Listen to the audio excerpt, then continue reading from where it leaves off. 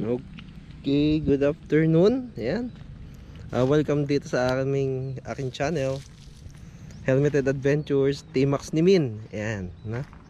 Sa mga subscribers ko diyan, magandang hapon sa inyong lahat. No?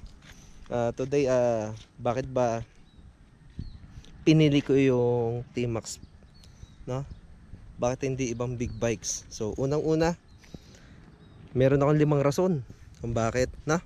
O 5 reasons kung bakit Yamaha T-Max ang pinili ko, no?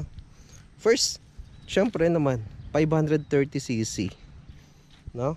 Syempre expressway legal, meron siyang powerful parallel twin engine that provides strong acceleration, top speed, making it suitable for both city and long rides. Yan, no? Kita mo na, wala kang kapagod-pagod dito. Wala kang kapagod-pagod. Pangalawa, syempre, yung design niya, kitang-kita nyo naman. Sporty design. It's sleek and modern design gives the T-Max a sporty look. So, bakit ba? Kita nyo naman, no? Kitang-kita nyo. Sports, no? Ayan, syempre, parang sports car, analog pa. Compare sa mga 2024 model, 23, medyo high-tech na, no? Naka TFT display, no? Bukod doon, yung aerodynamic na bodywork enhances the performance and stability at high speeds. So as of now, yung average speed ko dito is inabot ng 150-160. Yan, nasa 160, no? Pero ako lang mag-isa noon, syempre. Bawal mag-angkas, delikado. Next, pangatlo, syempre yung comfort. Kita mo naman, upuan pa lang. Yan, upuan pa lang, kitang-kita nyo naman, oh. Upuan pa lang, solid na. Comfortable riding position, syempre, scooter yan. Okay. So, nag-cut ako dun sa isa kanina kasi may dumaan na sasakyan.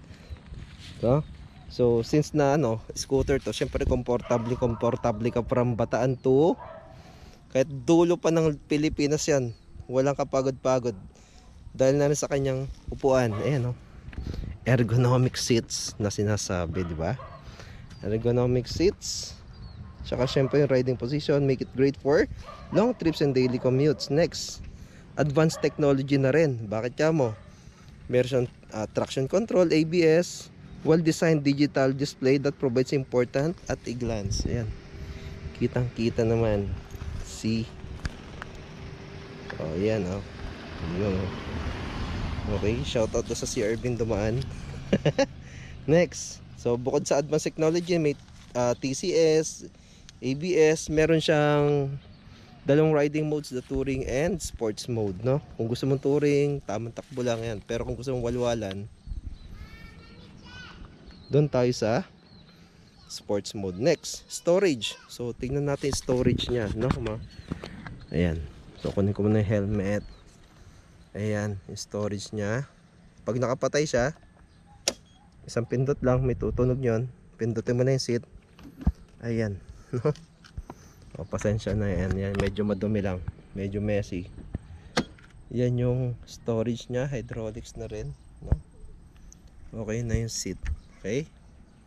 So, yun yung 5 rason bakit ko pinili yung T-Max. No? Pogi na, mabilis pa. Yan. Nakakapogi kahit hindi ako pogi. Yan, na. So again, sa mga subscribers ko, please like and subscribe, no? Sa mga friends nyo, paki-refer na lang ako. Salamat, no? Salamat sa suporta. T-Max Riders Philippines, shoutout sa inyo. Kay Pinuno, shoutout din. Sa mga subscribers ko, si Chumabuhay, si Senior High School, si Chumabuhay, shoutout. Yan, mga solid fans natin yan, no? Okay, ride safe. So yun lang muna sa ngayon. Bye.